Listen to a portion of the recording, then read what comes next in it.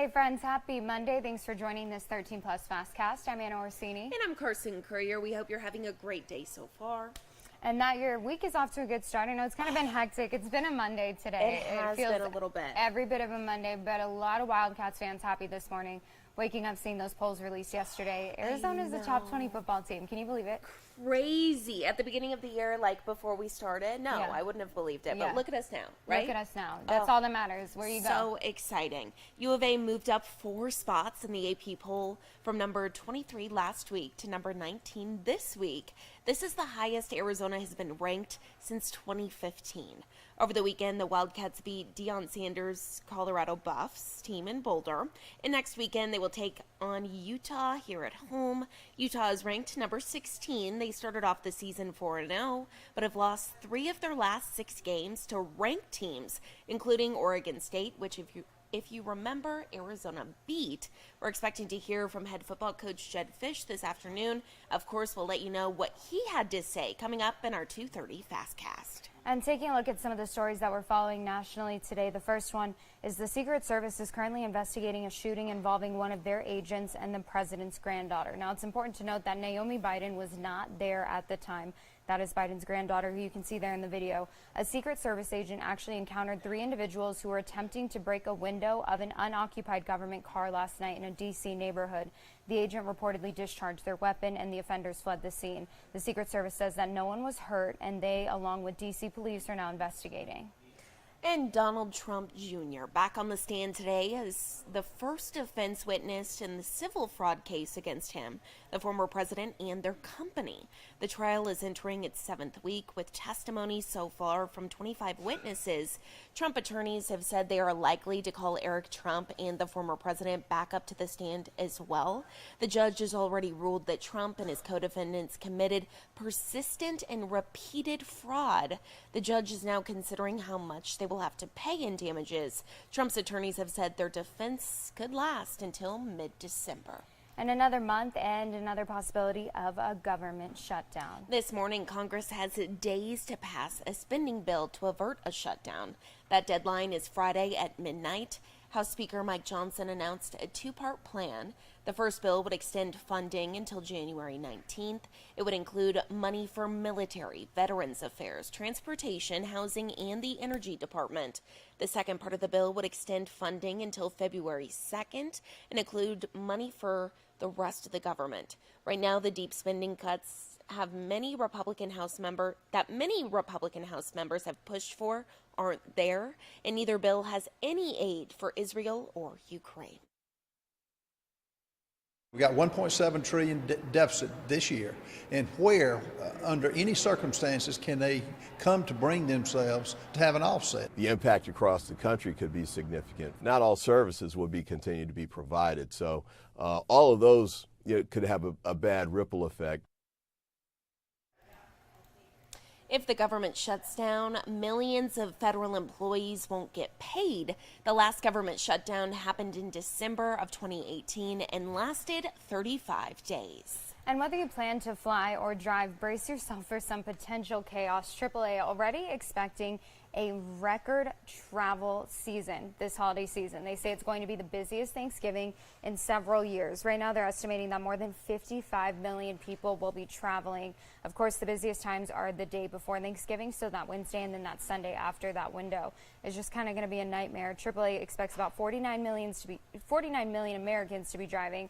American Airlines says that they expect close to 8 million passengers on more than 70,000 flights. Ooh. United forecasting close to 6 million passengers, which could be a new company record for them.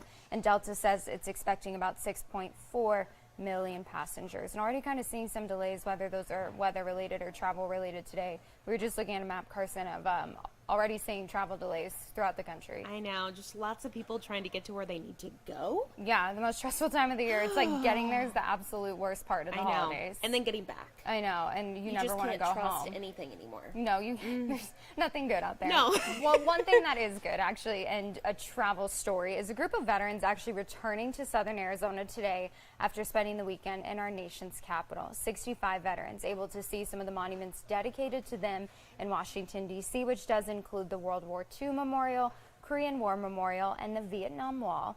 This was the 33rd group from Tucson to participate in the honor flight. They will land back here in Tucson around 5 o'clock tonight. Oh, so cool for all of them. Well, take a look at this. Two veterans, William Mitchell and Curtis Freeman, reuniting 40 years after they served together. Mitchell says he was going through old pictures and sending them to people. That's when he learned they only lived 3 miles apart from each other. Curtis says meeting back up feels like it was only yesterday. You know, it's not only the memories that are coming back, but it's also the heartfelt, reunion of the friendship that one had back in those days that, it's like it was never lost.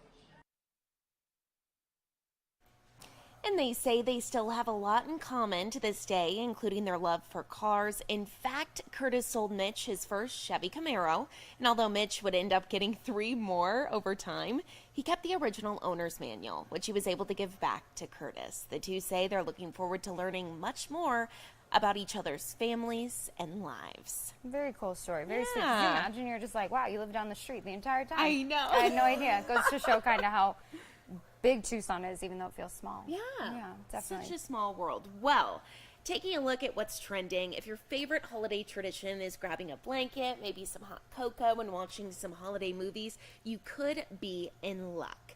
CableTV.com is looking for a chief of cheer to watch 25 movies in 25 days. The chosen candidate has to keep track of each flick and rank them based on nostalgia, heartwarming storytelling, and holiday cheer. For their work, the chief of cheer will get $2,500 plus a year's subscription to 7 streaming services. We talk about how these streaming services have keep raising their prices. So. Yeah, and cracking down too. I know the other day my sister were on a Netflix account together, but the new thing with Netflix is you all have to have the same Wi-Fi. Yeah. And so it kicked her out. It recognized that her Wi-Fi wasn't the same. Yeah. So this is really a steal. Yeah. The best part is there's no list to stick to. The winner gets to pick their favorite holiday movie, whether that's a Hallmark rom-com, an animated classic, or an action thriller like Die Hard. Very controversial there. CableTV.com is accepting applications on their website through December 1st. 25 movies in 25 days, I feel like that wouldn't be hard. I could do that, definitely with a could too. blanket and Starbucks. Yeah. Absolutely. What would be your movie? What would be your go-to holiday movie if you had to think of one? Elf. Okay. Or Home Alone. Okay. All of another them. good I one. like watching all of them at the holidays. Yeah, I love Love Actually. That's one of my favorite Oh, holiday I forgot movies. about that Such a good one. It I is know. a good one. It's a good movie. Well, here's the question of the day for all of you. Would you spend $230 on skincare for infants? Dior is banking on people. I wouldn't even spend that much on myself. No. But Dior is banking on customers answering yes. They have launched a new luxury brand of skincare items for babies. Now, the scented water is the priciest item on that list. It's $230. And then that's followed by an $115 moisturizer. The line also includes cleansers for $95. A facial cleanser. Dior says the new products are a revamp of its 1970s perfume line for infants. Oh my goodness. Okay, so scented water, so perfume, correct? What is scented water? Scented, I don't know, micellar water maybe, that's just scented. I would think though, when you think of Dior perfume, they're kind of strong, so that can't be good for a baby. I mean, not a mother, I don't know. I don't know what kind of... You're I am not a mother, I don't know. If you put moisturizer, I literally learned, and this sounds so dumb, I literally learned 6 weeks ago that you can't give newborn babies water. I didn't think of that. They only get formula. I didn't know that either. Or milk. So I don't think I'd try to give the baby water, but you learn things every day. Things you don't really think about. But I know for sure I wouldn't be giving them $230 moisturizer. No, That's I mean, a fact. maybe if mom and baby could share it, maybe that's the twist. Maybe that's what mom does. She says it's for the baby, and you just There you put go. it on yourself. Perfect. I mean, how cute are these babies, though? They're oh my goodness. Can you adorable. find But cuter children? They don't care about the moisturizer. No, they That's don't. the thing. They don't realize that. So taking a look at your 7-day forecast today, looking good heading into this week. Temperatures staying in the low 80s and then upper 70s into the weekend until Sunday, and then we get down to 72. So also seeing 3 days of rain chances. We love that. We do love that. The thing that we don't love is that on Saturday we have El Tour de Tucson. We And a have football our game. U of A home game. So hopefully, I mean, we want the rain though, right? But our very own Jack Cooper has been training for this El Tour, and he's Mallory Schnell. Yeah, what are you doing? What is the weather on Saturday? I know lots of people have been training and they're nervous about that too, but I mean, hey, we do need the rain. Yeah, we do, and hopefully the clouds just kind of stick in there. Maybe not the precipitation, but I wouldn't want to be riding my bike in 90-degree heat, so 77 looks good. Looks pretty good. Yeah.